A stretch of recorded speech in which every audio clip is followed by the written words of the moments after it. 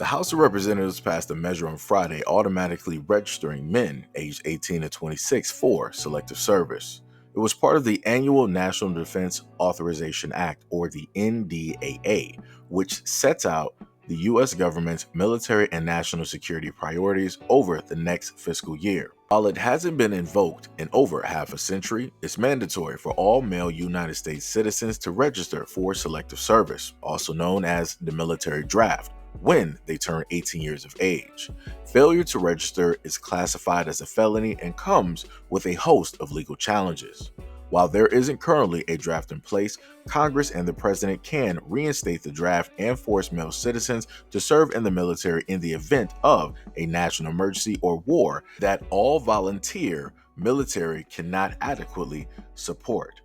What is the draft? The military draft, officially known as the Selective Service System, requires nearly all male United States citizens and male immigrants ages 18 to 25 to register with the government in accordance with federal law. Quote, the Selective Service System and the registration requirements for American young men provide our nation with a structure and a system of guidance which will provide the most prompt, efficient, and equitable draft possible if the country should need it.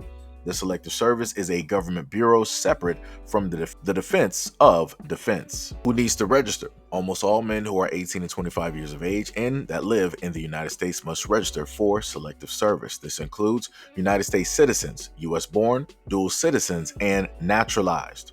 United States citizens who live outside the country. Immigrants, legal permanent residents, and undocumented immigrants. Refugees and asylum seekers. Transgender people who were assigned male gender at birth, and people with disabilities. If you are a military veteran or a military reservist, you are still required to register for selective service. However, if you served in armed forces and are 26 or older but failed to register, your DD Form 214 is evident that your failure to register was not knowing and willful. Several groups are exempt from registering, such as those currently on active duty, some disabled persons, and those who are incarcerated. Conscientious objectors are required to register. A conscientious objector is one who is opposed to serving in the armed forces and or bearing arms on the grounds of moral or religious principles. If you served on active duty and were discharged before your 26th birthday, you still have to register. If you are 26 or older, it's too late to register. Are women eligible to register for the draft? The law currently requires that only men register with selective service. In the event that the law is changed to include registering women, selective service is prepared to expand registration. According to federal law, it is considered a federal felony, punishable by up to $250,000 or prison term of up to 5 years, or a combination of both if you fail to register with selective service.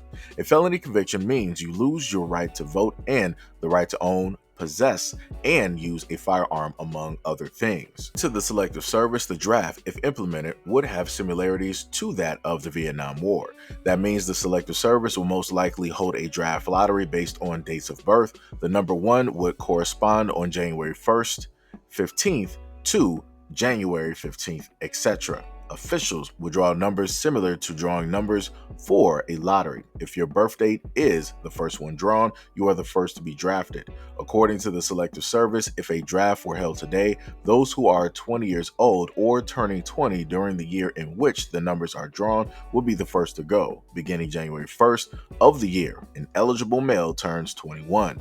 He would drop into the second priority category, and men born the following year would move into the priority group of the next. Each succeeding year, a draft eligible man drops into the next lower priority group until he has reached his 26th birthday, at which time he is over the age of liability for the draft.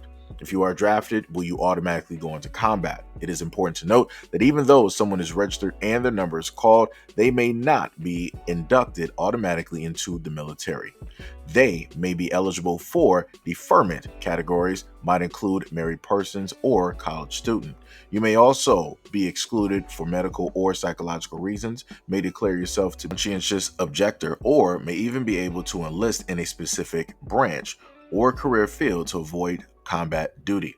In the event of a national emergency required a draft, the Selective Service has a protocol in place for when that happens. First, the President and Congress will need to authorize the draft. Then, Selective Service activates and orders all personnel to report for duty. Afterwards, a publicly attended, nationally televised and live-streamed lottery is conducted. Now, find a new rival. Last week, the House of Representatives passed an updated version of the National Defense Authorization Act, or the NDAA, which allows the United States government to automatically register men ages 18 to 25 into the Selective Service or the draft system. The law currently requires that only men register with the Selective Service. In the event that the law is changed to include registering women, quote, Selective Service is prepared to expand registration. The Senate Armed Force Committee has since created their version of the NDAA, where the draft eligibility would be extended to women. The proposal to have women register for the draft is not included in the House version of the bill. Some experts state that it's necessary and fair to make the draft talent unified in the event of a national emergency. The bill has garnered mixed reactions. Quote, we're talking about involuntarily drafting women. I'm totally opposed to that. I'm also worried about the expansion of the draft. And that was stated by Senator Josh Hawley. Quote, this is not about combat. It's about their opportunity to serve. The House version of the bill does not include drafting women, but it would automatically register men to keep them from skipping out. That was stated by Senator Marsha Blackburn. The bill was approved in the committee by a 22-3 vote Friday. It now advances to the Senate for consideration. The bill will then need to be approved by both the Senate and the House and be presented to the President for signing. Now, the last time I've seen anything close to this was back during 9/11. Right, during that time frame of 2001 all the way to 2006. This was a very frightful time for a lot of young men. A lot of young men were afraid of potentially having to sign up and go to war and be directly on the front lines, because that's not something that they wanted to do. That was a war that they were not for.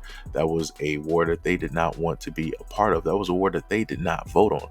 But yet, because of the mistakes, because of the things that other adults decided to do, the young men out there were the ones that had to pay the price, which is completely unfair. You would think that the people who messed up, right, the older men who are Congress, Senate, government, they would be the ones that's going to be on the front lines trying to correct what it is that they did. But no, they want to mess up and then they want to hide behind everybody else. And that's not how things should actually work. So now we're past that time and we're on a brand new time where Russia has considered and called America an enemy, right? We are on the wrong side of history, as some would actually like to say. Not only that, but you also have Russia, China, and a few others, African nations, that are teaming up in order to formulate their own type of, currency, their own way of bargaining and trading in between one another, excluding the United States. And the United States only has itself to blame, which is pretty much the government, the people that are directly in power. They are the ones that do these things on purpose in order to cause certain things to transpire. So again, it's a rinse, wash, and repeat of history, because people refuse to learn from the past. People always want to sit up there and state, the past, it was so long ago. There's no reason to keep looking back. Let's keep moving forward. This is what that does. This is what happens when people don't want to specifically pay attention to what it is that has already previously transpired. We literally have documentation. We have books. This is not going to end well. If this continues on and we actually do end up in a war, there's going to be a lot of casualties, unneeded casualties, all because of old men who want to throw a temper tantrum, who want to be nosy, who don't know what it is that they want to do with the power. They're spoiled at the end of the day. And again, America only has itself to blame for whatever is to come in the future.